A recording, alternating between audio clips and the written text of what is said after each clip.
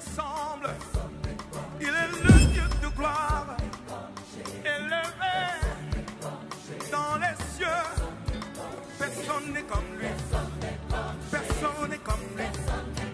Personne n'est comme lui. Personne n'est comme lui. Personne n'est comme lui. Personne n'est comme lui. Personne n'est comme lui. Voici il vient au son de la trompette.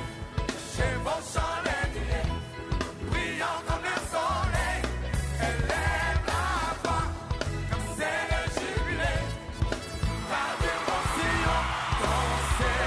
Voici il vient. Prenons place, écoutons la parole de Dieu. Cette année, avons-nous dit,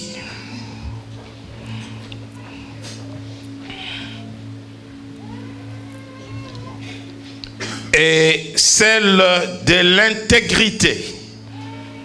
C'est le message de l'année ou le thème de l'année. Il punit la mort, mais pour donner la santé spirituelle. Pour guérir le malade. Pour restaurer notre monde. Un monde en déclin, en décadence de mex, de moralité. Nous vivons aujourd'hui dans une société, partout où nous sommes, église, école, famille, entreprise, un monde sans valeur morale. Ce message pour ceux qui appartiennent à Dieu. Dieu dit, vous verrez la différence entre ceux qui m'appartiennent et ceux qui ne m'appartiennent pas. L'intégrité est pour ceux qui sont appelés enfants de Dieu. Et ceux qui sont réellement enfants de Dieu à travers le monde, partout où vous êtes, où vous m'entendez en ce moment, vous devez accepter ce message. Et vous devez traduire ce message dans toutes les actions dans vos vies. Un monde en déclin. Dieu cherche un juste. Dieu cherche des saints.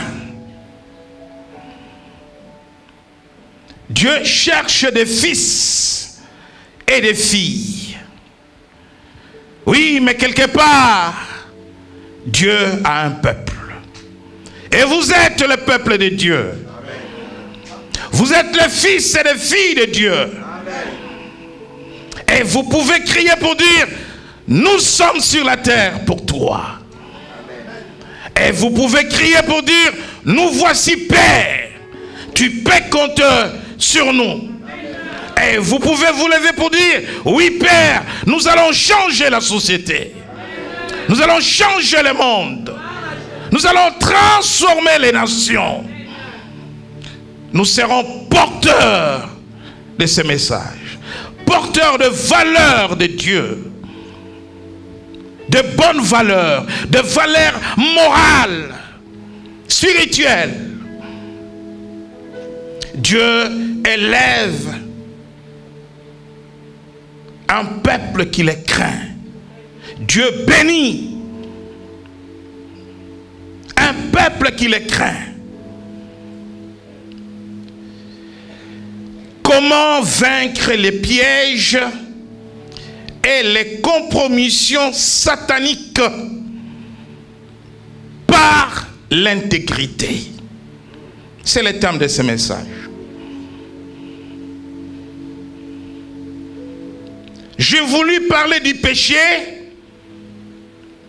Mais le mot péché est tellement banalisé par l'Église aujourd'hui que parler du péché, ça ne veut rien dire aux chrétiens. Parce que le monde a pris l'habitude du péché. Le péché est intégré dans les quotidiens du chrétien. Alors le péché n'est plus péché. Le péché est devenu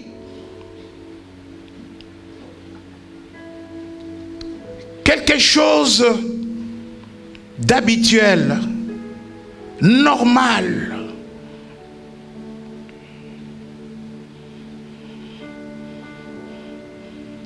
Voilà pourquoi je vais parler des compromissions sataniques.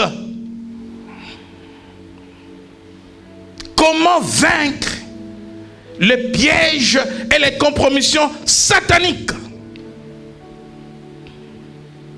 Est-il juste aujourd'hui que l'Église se compromette dans le mal? Est-il juste aujourd'hui que les enfants de Dieu se compromettent dans les péchés? Est-il juste aujourd'hui que les serviteurs de Dieu se compromettent dans les péchés?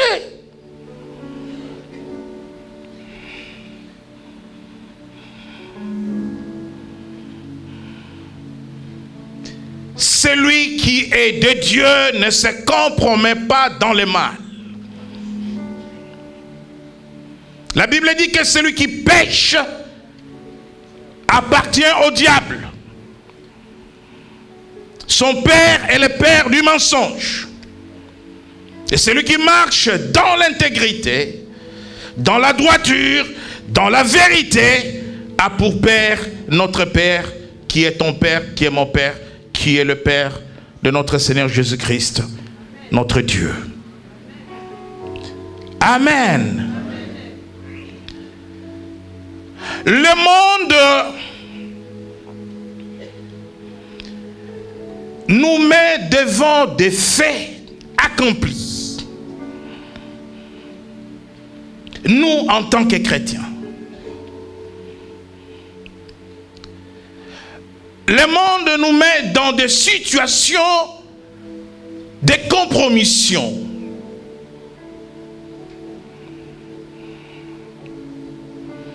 Et quelqu'un dira, oui,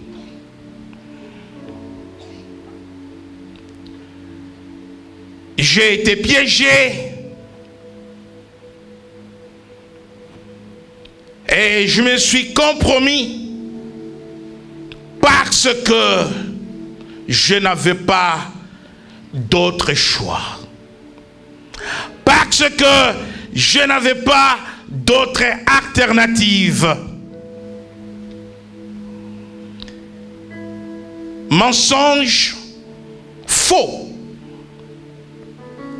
Parce que devant toute situation de compromission satanique, Jésus-Christ est une alternative pour toi. La parole de Dieu est une alternative pour toi. La vérité est une alternative pour toi. Oui, tu as un choix.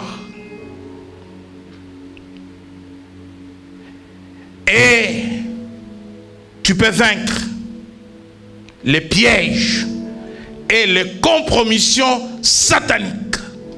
Tu peux vaincre la tentation. La tentation n'est pas un péché. Parce que Jésus fut tenté. Mais il ne commit pas de péché. Il vainquit la tentation. Et parce que nous devons être ses imitateurs, dit la parole de Dieu, soyez mes imitateurs. Jésus dit, vous aurez des tribulations dans le monde. Mais prenez courage. Prenez courage. C'est dans le courage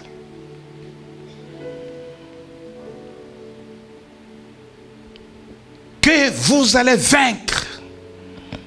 Prenez courage car je vaincu le monde. J'ai vaincu les péchés. J'ai vaincu les mensonges. J'ai vaincu la corruption. Quelle est cette société où du roi aux paysans, tous sont péchés et sont privés de la gloire de Dieu? Il n'y a point de juste.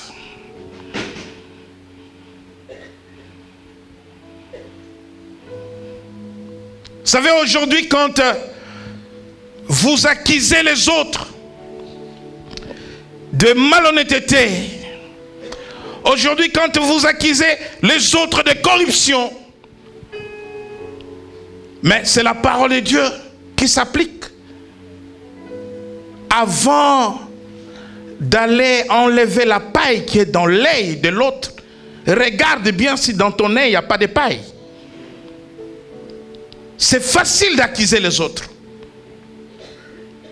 Mais ceux qui accusent finissent par être rattrapés. Vous êtes en France, je n'ai pas de choses à vous rappeler devant cette chair. Tout simplement, quand on va fouiller votre vie, on va se rendre compte que finalement, nous sommes tous pareils.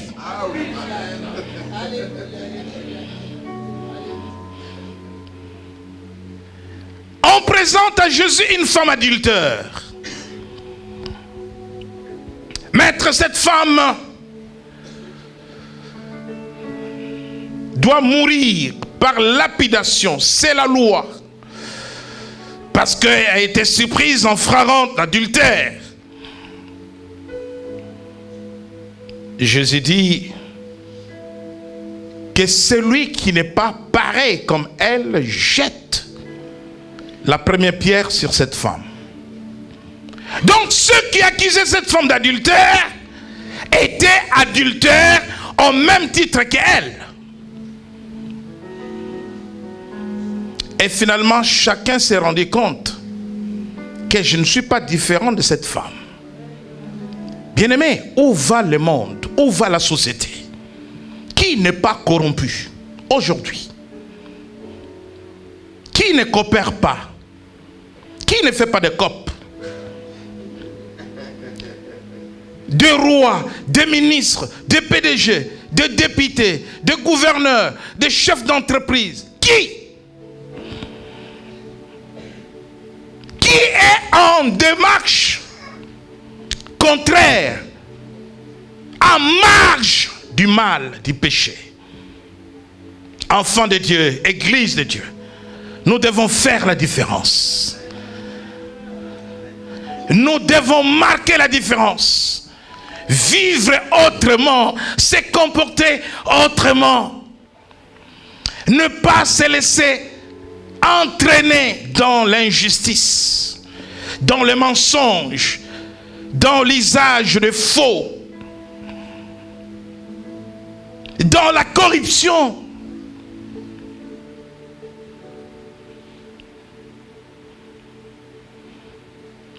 Bien-aimés dans le Seigneur,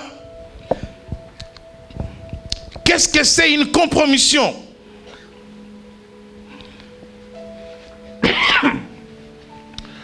Avant de parler des compromissions sataniques, la clé, disais-je, pour vaincre les compromissions sataniques est l'intégrité. Comment vaincre les pièges et les compromissions sataniques par l'intégrité?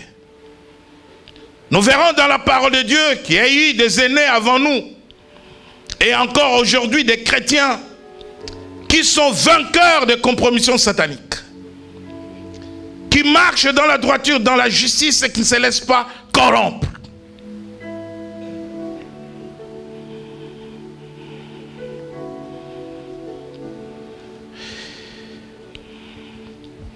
Qu'est-ce que c'est un compromis?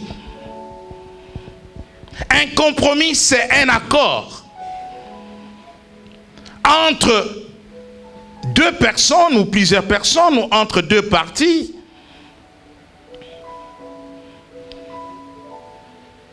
qui chacun,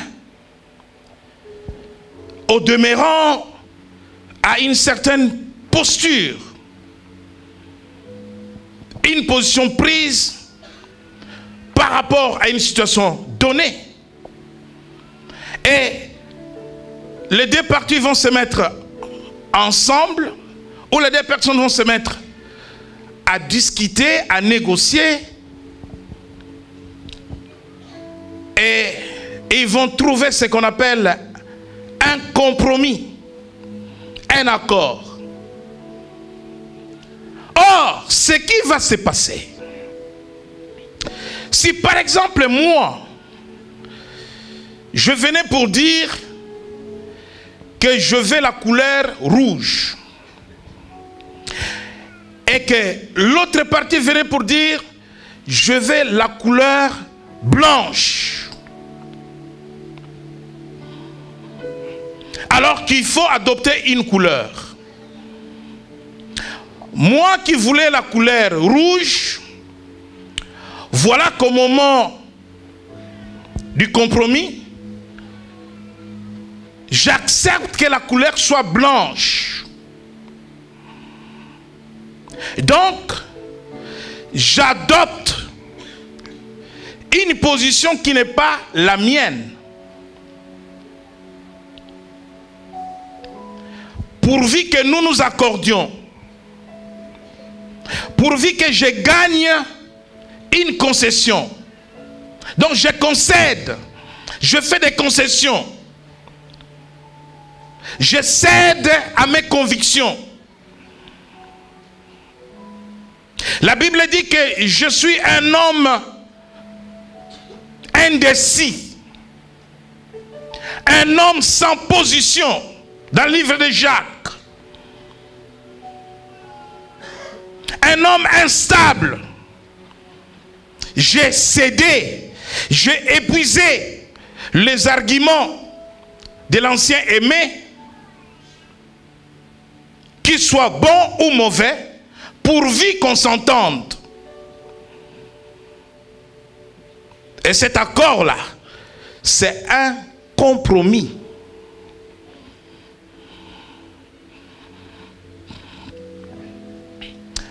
Maintenant, qu'est-ce que c'est une compromission satanique?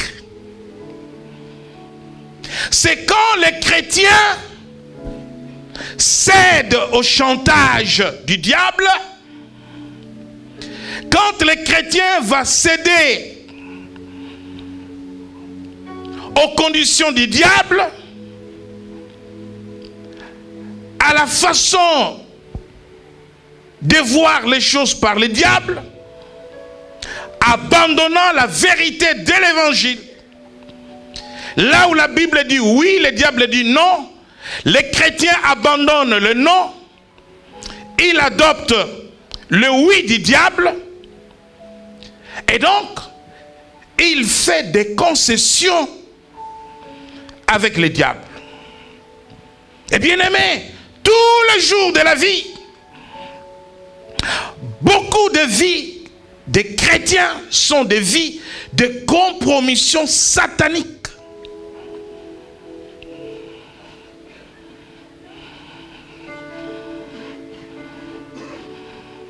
Nous allons comprendre ces choses à travers la parole de Dieu. Nous allons dans le livre de Daniel, au chapitre 1er.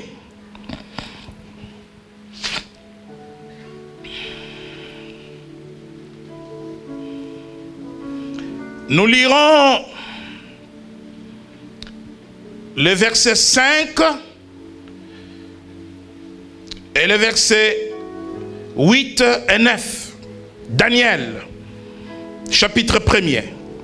Nous lisons la parole de Dieu, Daniel chapitre 1er, verset 5. Le roi leur assigna pour chaque jour une portion des mets de sa table et du vin dont ils buvaient, voulant les élever pendant 3 années, au bout desquelles ils seraient au service du roi. Il y avait parmi eux, d'entre les enfants de Juda, Daniel, Anania, Michaël et Azaria. Le chef des eunuques leur donna des noms. À Daniel, celui de Beltsar. À Anania, celui de Shadrach. À Michaël, celui de Meshach. Et à Azaria, celui d'Abednego. Daniel résolut de ne pas se souiller par les mets du roi et par le vin dont le roi buvait. Et il pria le chef des eunuques de ne pas l'obliger à se souiller. Dieu fit trouver à Daniel faveur et grâce devant le chef des eunuques. Merci. Le roi leur assignant pour chaque jour, une portion de mets de sa table et du vin dont il buvait, voulant les élever pendant 3 années, au bout desquelles il serait au service du roi. Le roi a opéré d'abord par le changement de leur nom, en leur donnant le nom de Belchazzar pour Daniel,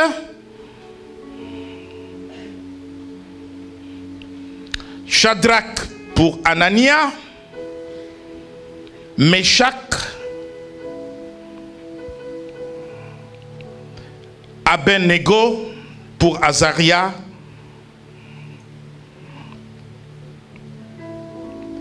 et Meshach pour Michaël. Le nom qu'on leur avait donné, leur nom nouveau, était le nom de divinité païenne babylonienne.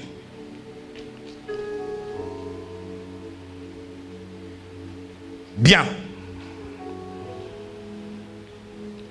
Ici, il est question de pouvoir utiliser leur intelligence au service du roi. L'intelligence que Dieu leur avait donnée. Parce que ces enfants étaient choisis parmi les enfants des familles nobles à Jérusalem et les enfants intelligents. Et il faut utiliser leur intelligence au service du roi, mais il va falloir qu'ils soient initiés.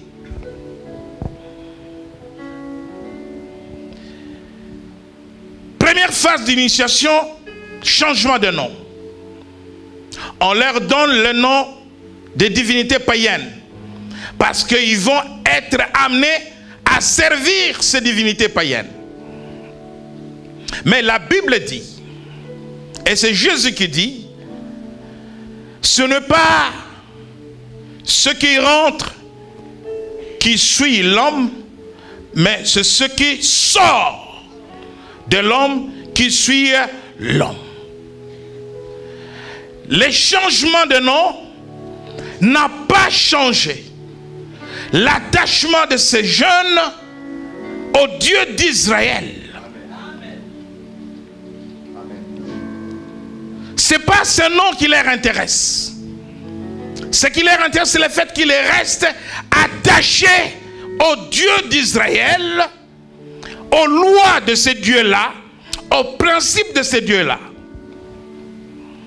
Deuxièmement, le roi ordonne chaque jour qu'on leur donne des mets de sa table, du vin qu'il buvait. Or, toute la nourriture du roi était d'abord sacrifiée aux idoles.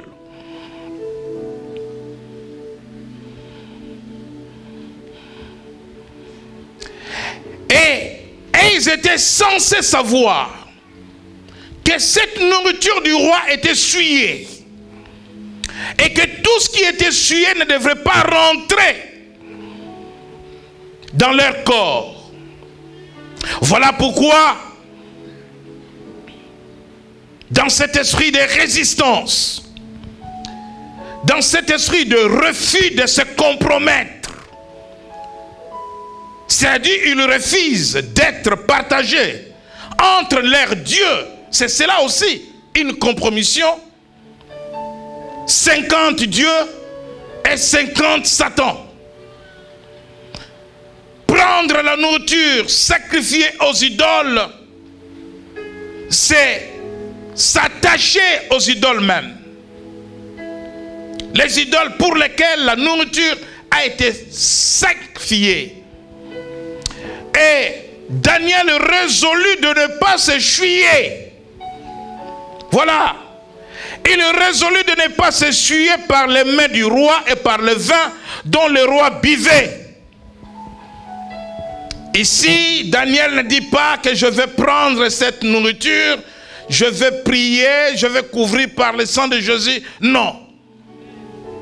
Des fois, il y a des choses que nous faisons, mais vraiment mensongères.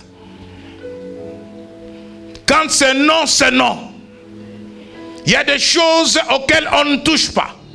On ne vous demande pas d'aller prier au nom de Jésus. On vous demande de ne pas toucher. Vous touchez, vous vous compromettez. Amen. Qu'est-ce qu'une compromission satanique? C'est simple. La parole de Dieu vous interdit de parler aux morts. Parce que parler avec un mort, c'est de la sorcellerie. Cela relève de la sorcellerie. Mais moi, j'observe les chrétiens dans leur deuil.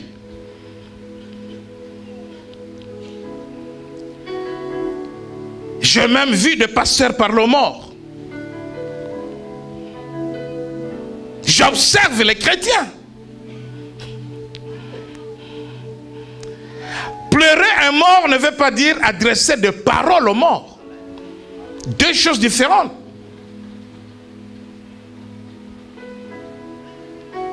Moi aussi je pleure quand quelqu'un meurt. La Bible dit, ne vous adressez pas aux morts. Ne consultez pas ceux qui invoquent le mort. Et vous ne vous adressez pas aux morts. Parler aux morts, c'est la nécromancie.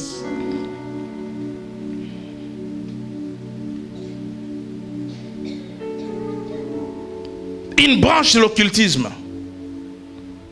Maintenant, quand tu es enfant de Dieu, la Bible dit, ne parle pas aux morts. Toi, tu es en face d'un mort, tu lui adresses des paroles. Tu fais allégeance à Satan. C'est une compromission satanique.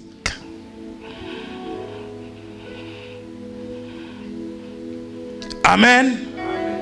Amen. Amen. Quand la famille va se retrouver pour des rituels,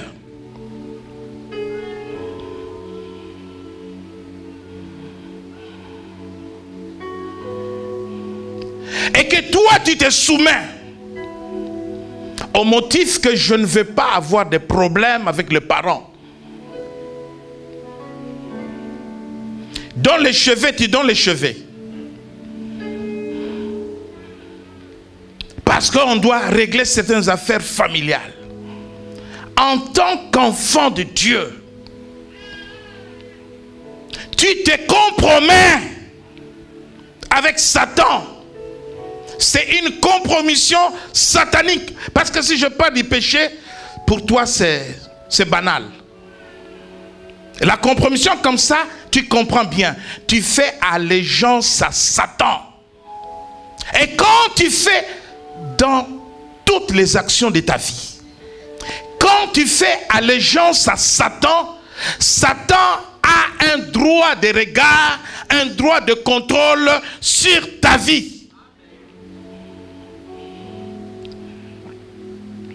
Amen. Amen.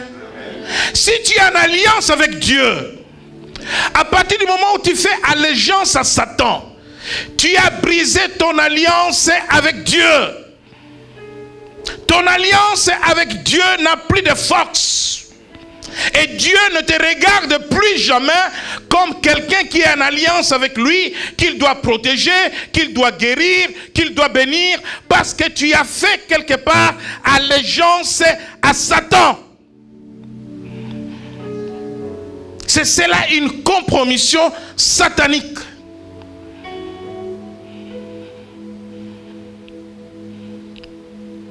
L'intégrité, c'est tout ou rien. C'est Dieu ou rien.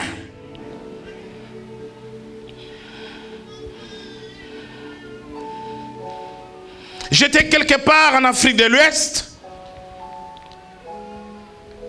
Partout, c'est le nom de Dieu. Jésus, Dieu merci, Dieu bonheur. Et les magasins, les petits commerces. Mais derrière, Dieu merci, le vaudou. Compromission satanique. La facette, c'est Dieu. Mais derrière Dieu, il y a des consultations occultes. On va voir le marabout. On va consulter les féticheurs. La Bible à la main droite et les gris-gris à la main gauche. Compromission satanique. Comment vaincre les compromissions sataniques et les pièges de Satan? C'est par l'intégrité, la loyauté au Dieu qui t'a créé. Demeurer ferme dans la vérité. Daniel résolut de ne pas s'essuyer. Dans la vie, tu dois prendre des résolutions. Moi, j'ai accepté Jésus-Christ comme Seigneur et Sauveur et j'ai résolu de ne pas mentir. De marcher dans la vérité. Je suis engagé en Jésus de ne pas marcher dans des faussetés.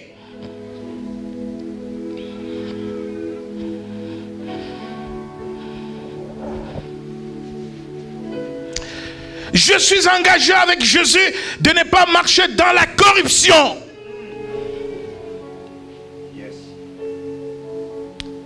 Pour travailler, il faut corrompre. Non. Régner par la connaissance. Amen. Amen. Régner par la sagesse. Régner par l'intelligence. Voyez-vous, Daniel a refusé de se compromettre. Nous ne mangerons pas, moi et mes amis, la nourriture souillée.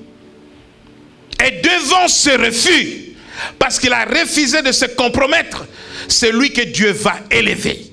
Dieu élève toujours, même s'il y a un temps de souffrance, parce que tu marches dans le vrai, tu es dans la droiture, tu es dans la vérité. Dieu finira toujours par te récompenser, par t'élever.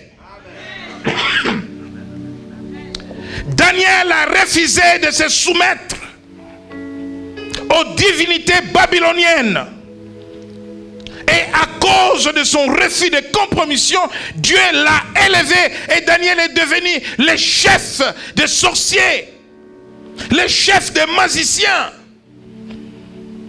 Au lieu de se soumettre aux magiciens, nous vivons dans un monde de compromission où aujourd'hui les chrétiens sont en train de se soumettre, de se compromettre, de se mettre sous les pieds des francs-maçons, de se mettre sous les pieds des rose-chrétiens partout à travers le monde.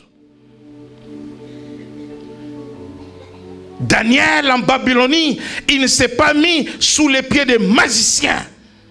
Il a refusé de se compromettre et Dieu l'a élevé au-dessus des magiciens et des sorciers.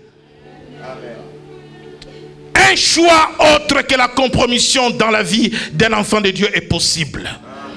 Une alternative est possible. Et ce choix, c'est la vérité de l'évangile.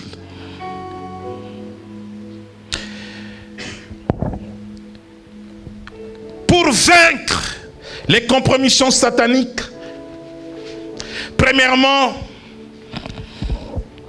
vous devez avoir un cœur résolu pour une vie sans compromission.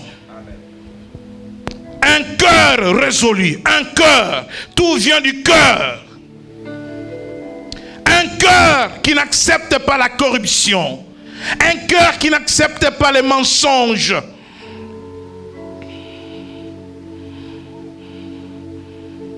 Je vais te prendre en mariage, mais avant le mariage, essayons quand même. Compromission.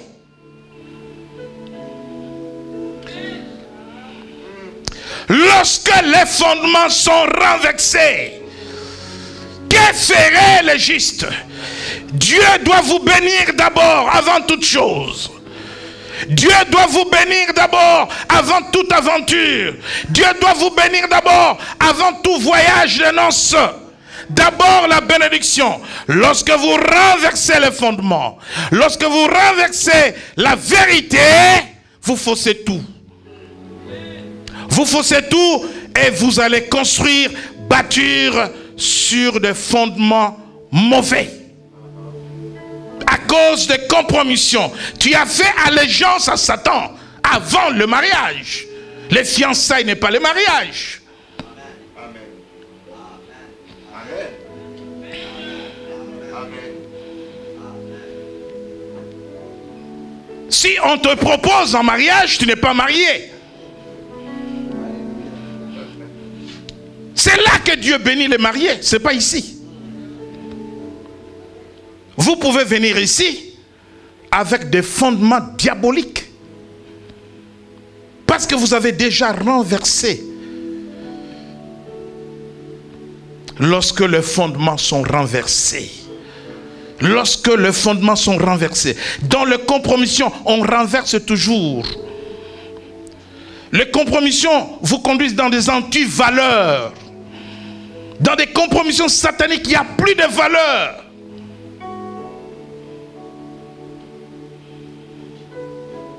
À partir du moment où vous avez fait allégeance à Satan, Satan a droit de regard sur votre couple.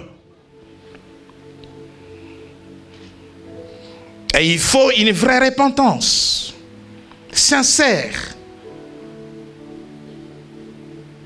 pour bâtir ces mariages-là sur les vrais fondements de Dieu.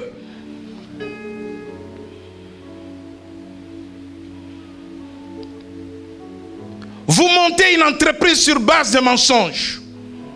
Sur base de mensonges. Sur base du faux. Usage de faux. Mais vous vous êtes compromis.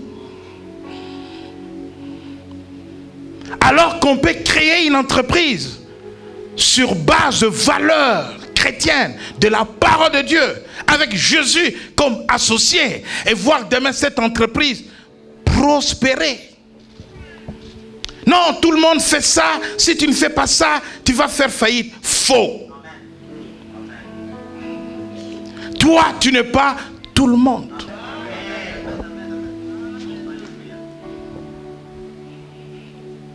Si, dès le départ, ton entreprise est basée sur des compromissions sataniques,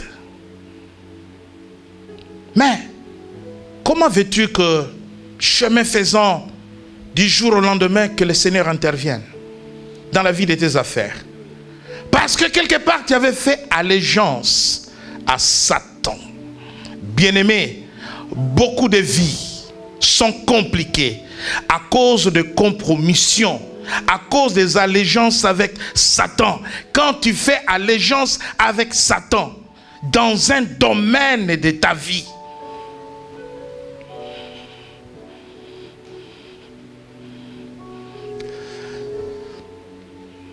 j'étais quelque part il y a quelques années pour un cas de délivrance, mais c'était une personne qui avait la trentaine et le Saint-Esprit m'a ramené aux circonstances de sa naissance pour sa délivrance. Qu'est-ce qui s'est passé à sa naissance? Les parents l'ont fait passer par le feu. Voyez le charbon de feu dans la maison allumée. On a fait passer le bébé. Quelle cérémonie d'allégeance à Satan. De la même façon que nous dédions les enfants à Dieu, de nombreuses personnes sont dédiées à Satan à leur naissance.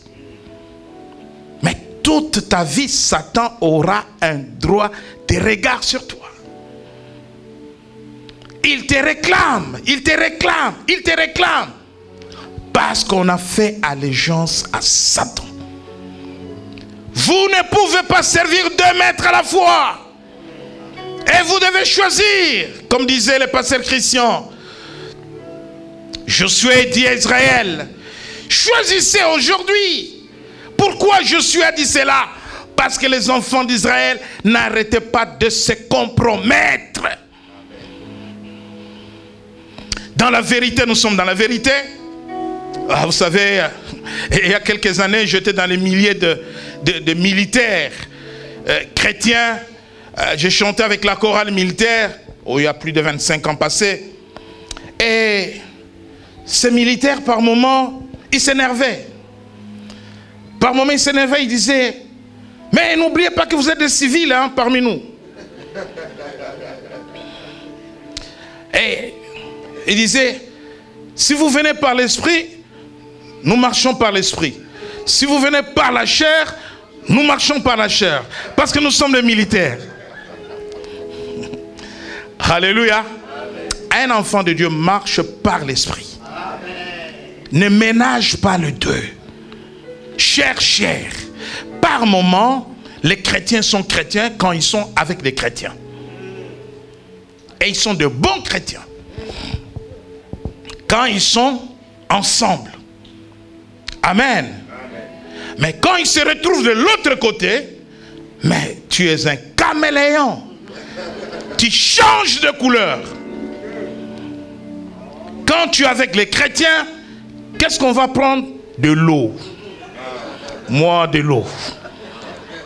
Non, frère, prends même un coca. Non, de l'eau. Alléluia. De l'eau. Quand on se retrouve dans... Qu'est-ce qu'on va prendre? Whisky.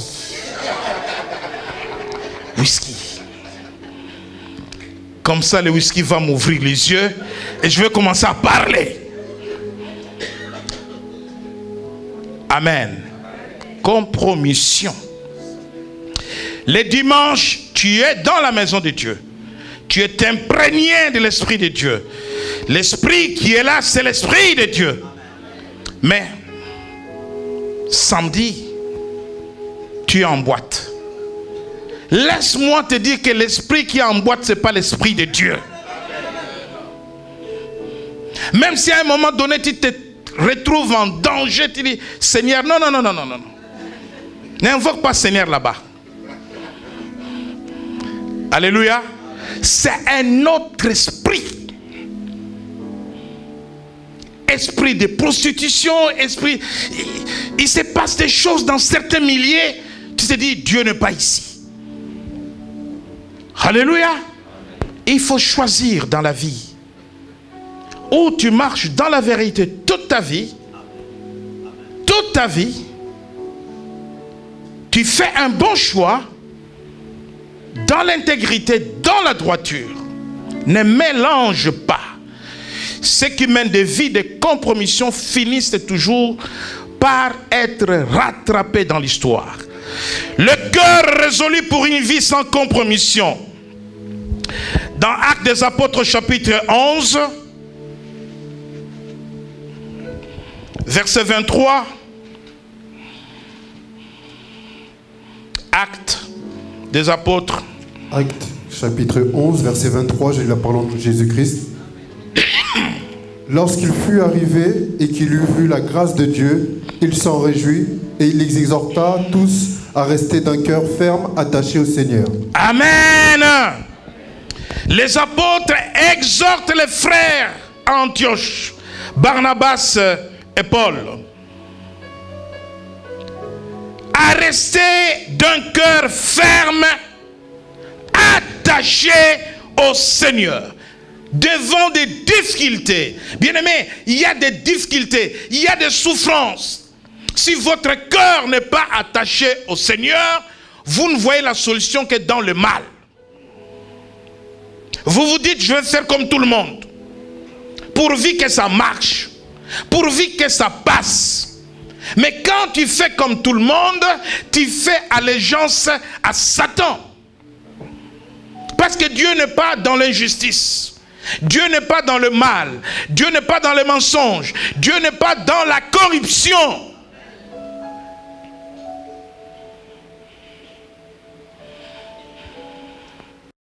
Lorsque votre cœur est attaché à Dieu, Proverbe 83 dit, garde ton cœur plus que toute autre chose, car de lui viennent les sources de la vie. De ton cœur vient la vie, et de ton cœur peut venir aussi la mort. Garde ton cœur attaché à Dieu. N'aie pas un cœur partagé. Celui qui a un cœur partagé, aujourd'hui, Jésus est Seigneur. Et demain, c'est autre chose. Israël avait un cœur partagé. Quand Dieu fait tomber la main du ciel, alléluia, oh tu es éternel, c'est toi qui nous as fait sortir d'Égypte, tu nous as fait marcher, oh Dieu est loué. Et la prophétesse Marie, avec les tambours, fait chanter la louange. On a vu la main de Dieu. Mais sous l'effet de la chaleur, à l'absence de Moïse, Aaron, il est où ton frère? Ton frère, vraiment, il fait des aventures. Quelle est cette prière? Il est parti depuis plus de 30 jours. Non, ce n'est pas possible.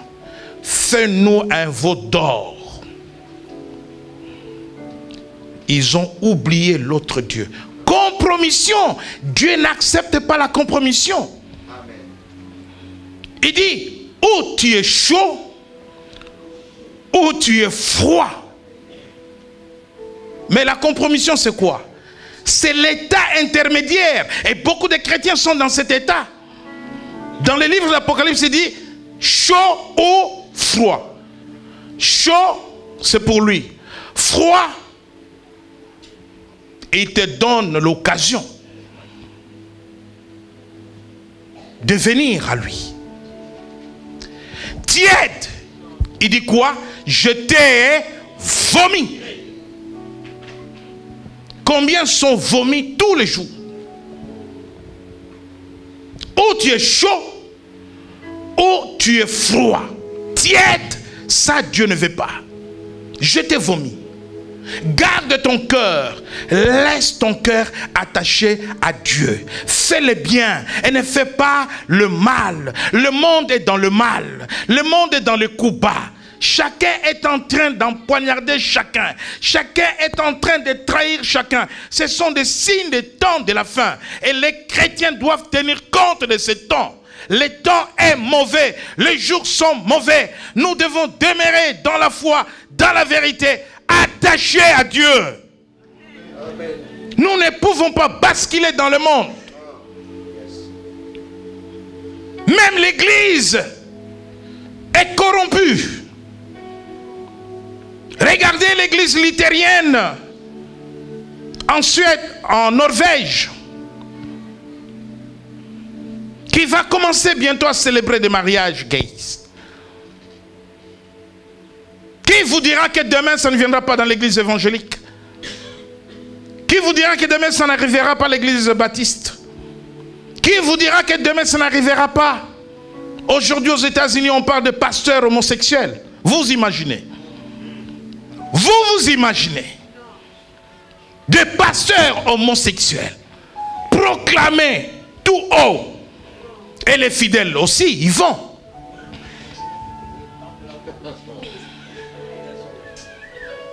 Imaginez-vous, votre pasteur homosexuel, et vous êtes là pour dire alléluia, vous êtes là pour apporter les offrandes, vous êtes là pour dire vas-y, nous sommes avec toi, courage.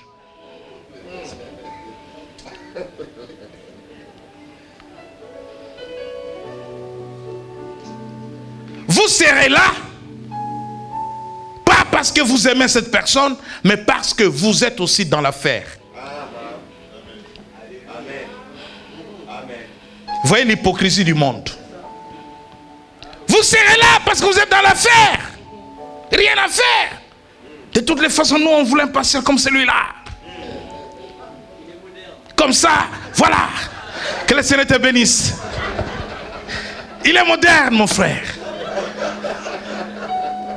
Le pasteur se compromet, les fidèles se compromettent, et tout le monde, l'aveugle qui conduit les aveugles. Où va l'église? Ça commence par des petites choses. Voilà pourquoi il faut commencer maintenant à rétablir l'ordre apostolique dans l'église. Il faut commencer maintenant à restaurer l'église de Jésus-Christ. Ce n'est plus un tabou, il faut qu'on en parle. Parce que ces choses sont à la porte de l'église. Je cherche le nom du pasteur luthérien qui a refusé de se compromettre, qui a démissionné en Norvège. Je cherche son nom et mobiliser les hommes de Dieu de toute la planète pour venir en aide de cet homme-là. C'est un héros. Lui, il a dit non, je quitte l'église luthérienne. Je laisse les salaires, je laisse les avantages. Voilà des serviteurs qu'il faut aller chercher à encourager. Un cœur résolu pour une vie sans compromission. Vous devez avoir ce cœur-là où vous refusez, n'est-ce pas, de vous compromettre. La deuxième chose qui vous empêcherait de vous compromettre, de faire allégeance à Satan, c'est la persévérance.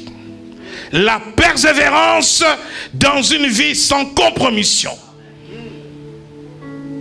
Il faut tenir bon, tenir ferme, même si cela dure, mais je tiens le cap. C'est la persévérance. Persévérer dans la communion fraternelle. Restez dans l'église. Quand vous fouillez l'église, quand vous abandonnez votre assemblée, vous n'êtes pas en communion avec les saints, vous êtes livré à vous-même, vous devenez faible et vous allez céder. Vous allez céder. Même un prédicateur de l'évangile, si vous le prenez, vous l'amenez dans un lieu autre que les milliers de chrétiens, il devient faible. Que personne ne vous trompe. La foi, ce n'est pas question d'être prédicateur. La foi, c'est quelque chose d'attachement, le cœur attaché à Dieu. Jésus n'a pas vu la plus grande foi parmi les apôtres.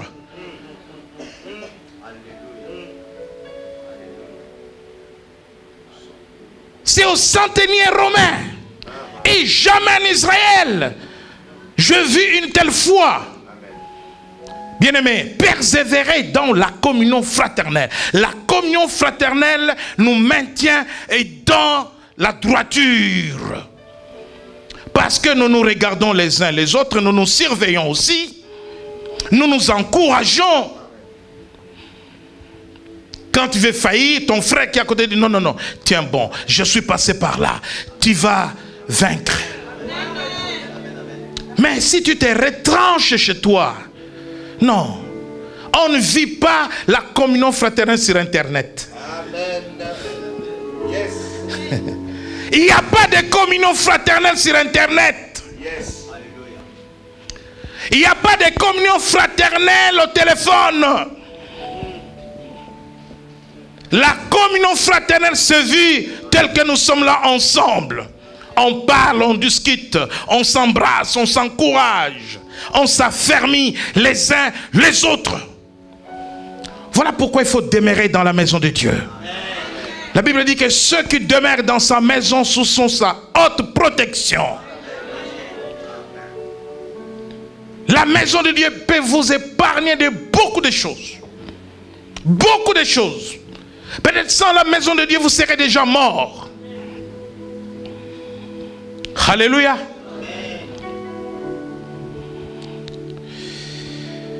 La persévérance.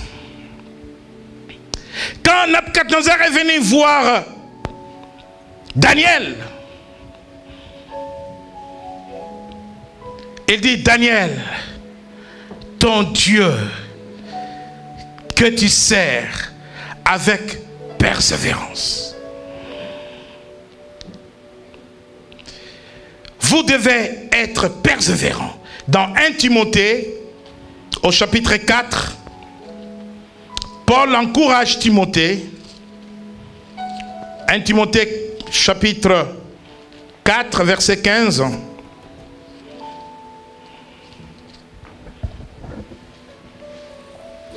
« 1 Timothée, chapitre 4, verset 15, je lis la parole au nom de Jésus. « Occupe-toi de ces choses. Donne-toi tout entier à elle, afin que tes progrès soient évidents pour tous. Veille sur toi-même et sur ton enseignement. Persévère dans ces choses, car en agissant ainsi, tu te sauveras toi-même et tu sauveras ceux qui t'écoutent. » Parole du Seigneur. Amen. Même l'apôtre Timothée devrait persévérer dans l'enseignement pour se sauver d'abord lui-même et sauver ceux qui l'écoutent. Et dans 2 Timothée au chapitre 3, verset 10. 2 Timothée chapitre 3, verset 10, nous lisons la parole du Seigneur Jésus-Christ. Pour toi, tu as suivi de près mon enseignement, ma conduite, mes résolutions, ma foi, ma douceur, ma charité, ma constance, mes persécutions, mes souffrances. À quelles souffrances n'ai-je pas été exposé à Antioche, à Icône, à Lystre? Quelle persécution n'ai-je pas supportée? Et le Seigneur m'a délivré de toutes. Amen. Il expose toutes ces souffrances, bien-aimés. Vous ne pouvez pas céder aux moindres souffrances, péchés. Moindre problème, compromission. Même s'il faut se gratter la tête, compromission. Même s'il faut tousser, compromission. Qui est cet apôtre qui a souffert comme Paul?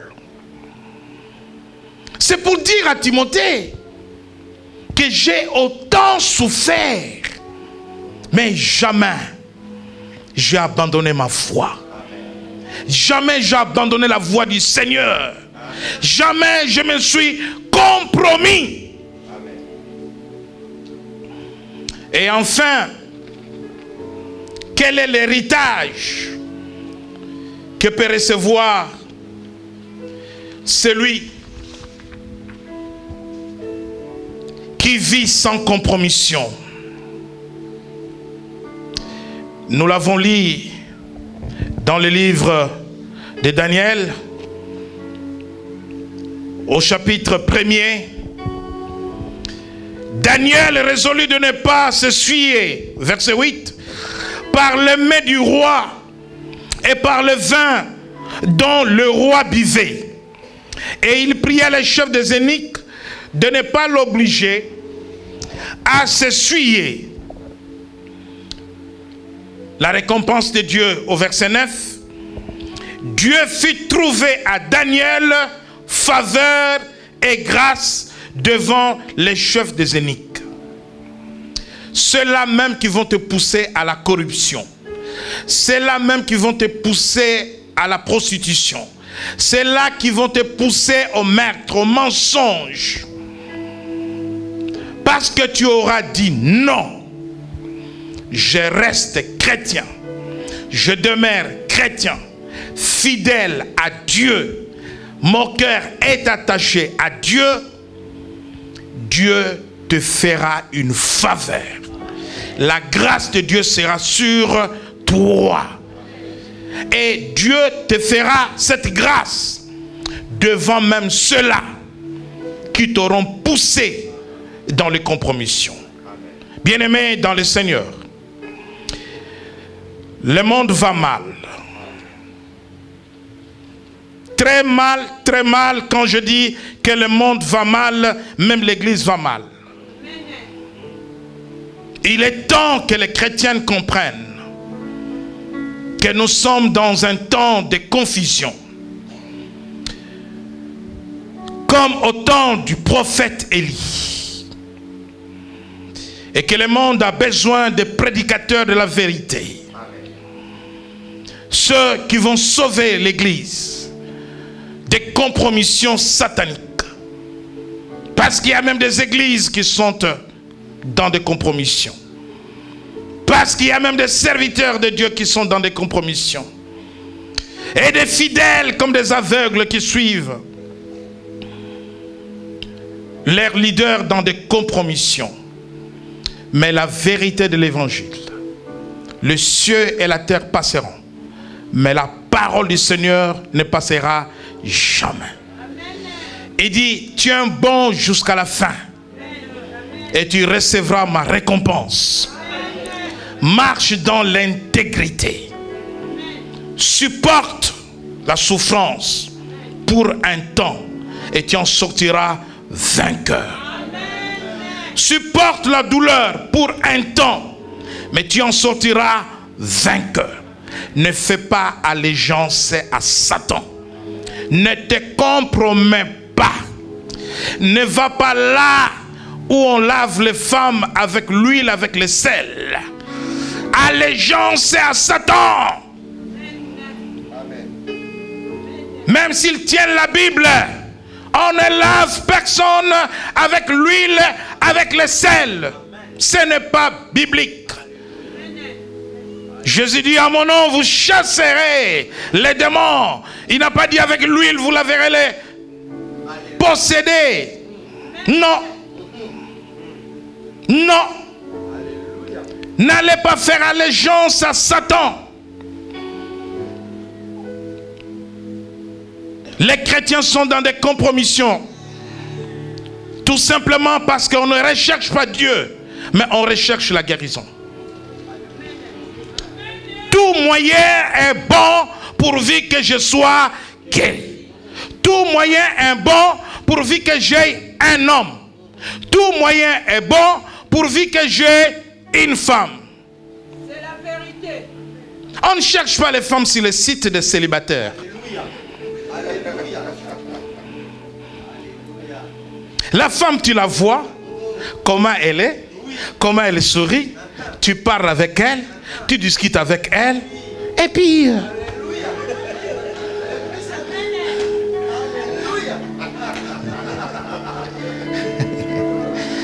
Alléluia. Il y a des relations démoniaques sur des sites. Tu vas faire une rencontre avec un démon, une personne que tu ne connais pas. Et tu vas faire allégeance à Satan. Qui vous a dit que ce que nous on a fait par le passé c'est fini, c'est faux? Est-ce que nous sommes allés sur des sites? 29 ans de mariage.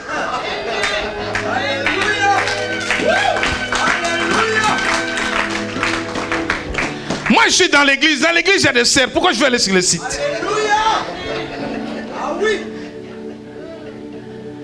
Ou tu as peur des femmes? Oui, oui, c'est ça. Qu'on te délivre? C'est ça, c'est ça, c'est ça. Oui. Alléluia.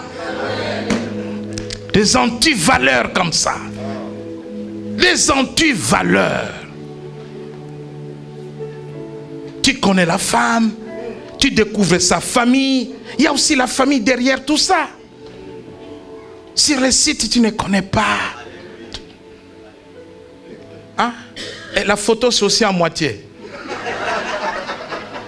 Tu vois la tête. Est-ce que tu as vu les pieds?